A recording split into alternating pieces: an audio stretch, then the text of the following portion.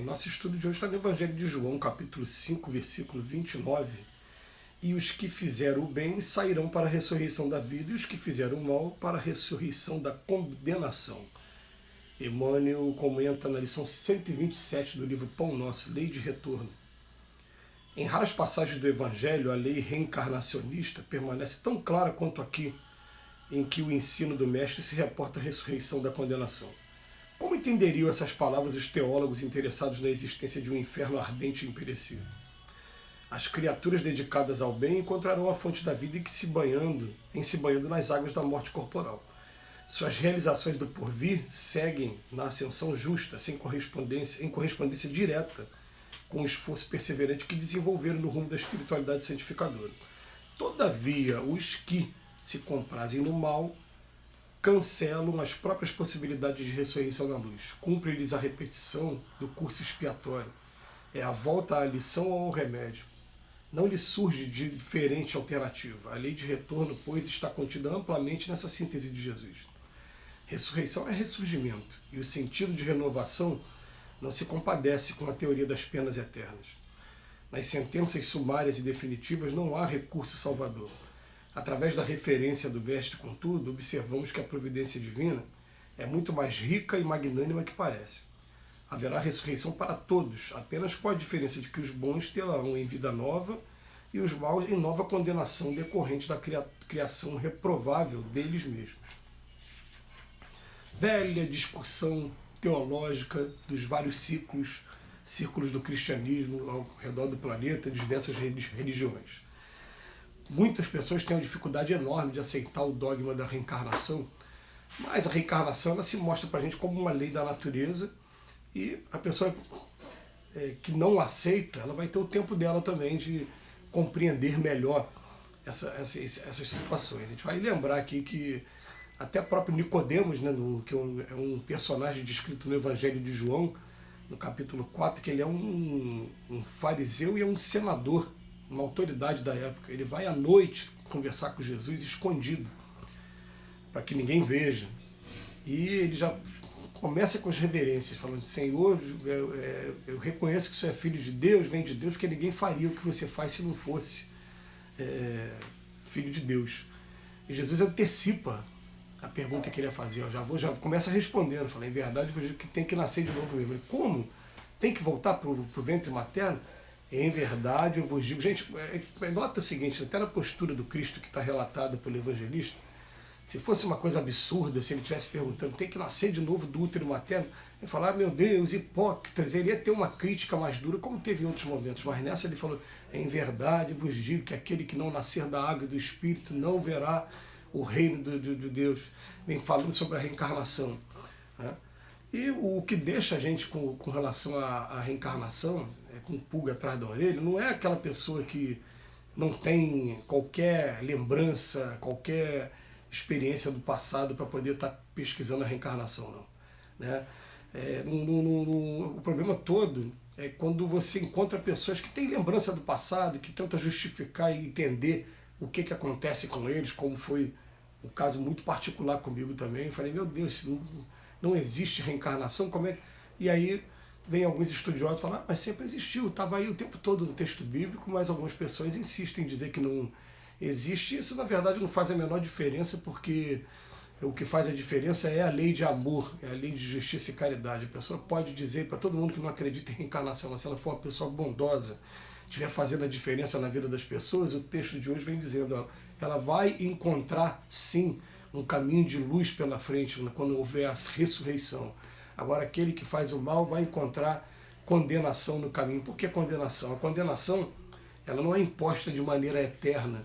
E a interpretação mais dentro da lei de justiça, ela vai mostrar para a gente o seguinte, que essa condenação ela vai levar o tempo necessário para que haja arrependimento, vontade de reparar o mal e a reparação. Quando você repara o mal que você praticou, aí sim está completa a parábola do filho pródigo e também a parábola da ovelha perdida. A festa que o pai faz quando o filho retorna para casa e, principalmente, quando a ovelha está sendo recuperada.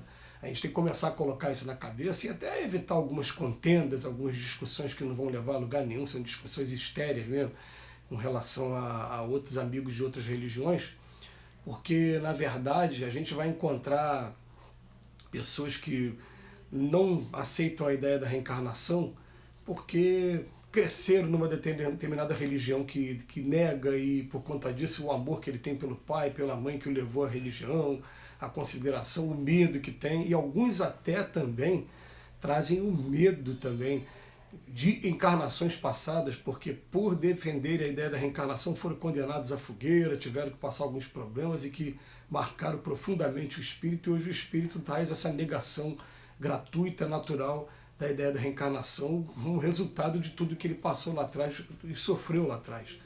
A verdade é que a lei da reencarnação é uma lei da natureza, é uma lei natural, e a gente vai esbarrar com ela querendo ou não querendo, aceitando ou não aceitando. Então o principal do texto aqui de hoje é o que ele fala para a gente. A ressurreição, interpreta do jeito que quiserem, mas vem dizendo para a gente, aquela pessoa que faz o bem, ela pode nem acreditar em reencarnação, ela vai ter um caminho assegurado, ela vai ter cumprido uma etapa e vai se preparar para uma nova etapa de aprendizado, uma nova etapa de experiência.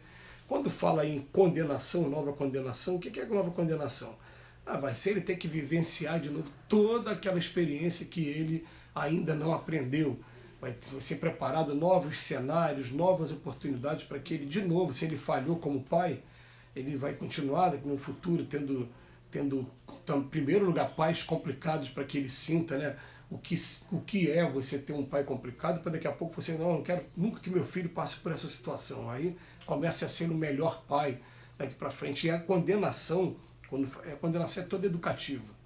Né? Você vê que até o ser humano hoje, quando vai estabelecer as normas penais, as normas de processo penal, ele está procurando usar bastante do lado humano, procurando... fugiu o termo aqui agora, né? Readaptar a pessoa à vida em sociedade, preparar melhor a vida em sociedade, dando emprego para a pessoa, procurando que ela esteja lá dentro ocupando seu tempo estudando, e enfrenta as dificuldades normais ainda por conta da corrupção do ser humano. Isso não tem jeito, mas a gente garante uma coisa, as nossas prisões de hoje já são muito melhores do que a prisão da época de Cristo, que muitos dizem nos relatos que quem entrava raramente saía com vida daqueles locais inóspitos e sem nenhum saneamento, com muita doença, com muita complicação e muito sofrimento, que eram as prisões do passado. As de hoje já tem a intenção de reeducar, era a palavra que tinha fugido aqui, né, de trazer a pessoa de novo para a vida em sociedade. Mas quando a gente ouvir falar em condenação, a condenação, vamos pensar assim, se você foi um mau marido, está sendo um mau marido, a tua condenação vai ter também, você também no futuro ter esposas ou maridos também que não sejam aquela pessoa também que vai te tratar muito bem. Se você for um mau profissional, você também vai ficar experimentando várias experiências até você aprender a ser um bom profissional. E a questão é, enquanto você está vivendo isso de maneira automática e sem perceber, tudo bem, mas quando você percebe que você está vivendo de novo, porque está sendo repetente, aquilo primeiro vai te encher de angústia e depois de vontade de superar logo, para que você não fique passando a mesma coisa, marcando passo. É igual o aluno que está vendo toda a sua geração indo embora, passando de ano, e você vai ficando para trás, pegando uma outra geração mais nova, mais inexperiente. Você poderia estar lá com seus amigos lá na frente, você está aqui atrás. É o que vai acontecendo com todos nós quando a gente vai sendo reprovado nas provas que a vida vem oferecendo para a gente. Então Jesus vem colocando o segredo para a gente desde o início, né? Amar o próximo como a si mesmo. Quando ele fala de reprovação, a reprovação vai ser aí nos atos de violência, na falta de perdão, na falta de caridade para com o ser humano, na falta de benevolência para com todos, de indulgência com a imperfeição dos outros, de perdão para as ofensas dos outros. Essa vai estar sendo a condenação que a gente vai estar tendo lá na frente. E de maneira que até eu me lembro, né, do Livro dos Espíritos, quando ele fala assim, qual é a sensação que tem a pessoa no momento da sua própria morte? Ele fala, se for um homem de bem, esperança. Se for um culpado, medo. Se for um ateu, dúvidas. E a gente espera em todos aqueles que estão ouvindo, acompanhando esse estudo, que o nosso comportamento seja de esperança, mesmo com as falhas que a gente tem, mas as falhas vão ficando para trás porque a gente já percebe hoje que Deus não é um Deus de punição, de condenação.